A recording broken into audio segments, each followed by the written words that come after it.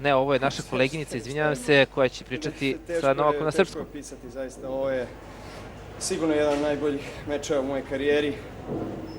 Meč u kojem sam jako dobro počeo. Onda se on vratio, zaista igrao sjajno. I ja sam dosta loše servirao, ali to je njegova zasluga zato što je jako dobro returnirao i nije mi dao prilike da dobijem neke lake poene na svoj servis. Činilo se sa strane, ovako gledajući, da nam je lakše da breaknemo jedan drugog nego da dobijemo svoje servis gameove, tako da je bilo velika borba. Fizički sam jako iscrpljen. Očigledno 5 sati sam igrao, ali eto, nadam se najboljim u nedelju. Što očekuješ zapravo u nedelju od ponovnog duela sa Nadalom?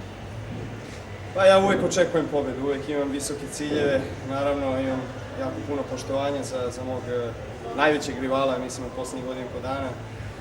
Imao sam dosta uspeha protiv njega u 2011. godini i to mi daje dovoljno razloga da verujem da mogu da pobedim, ali naravno znak pitanja je moje fizičko stanje. Da li ću uspjeti da se oporavim do nedelje.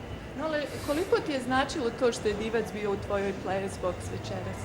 Sjajno, mislim, ja oduševljen sam njegovim prisustvom, on je legenda, najveća legenda srpskog sporta, čovjek koga jako poštujem, koji ima dosta uticaja u sportu, koji mnogo pomaže razvoju sporta u Srbiji i jako mi je drago što je bio večeras.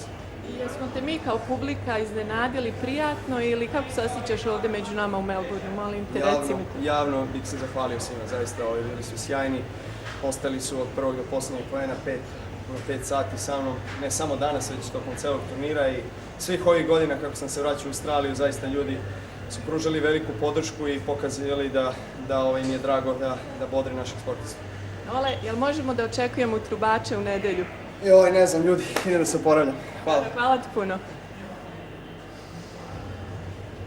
Ekskluzivno za RTS iz Melbournea, Daliborka Krstić.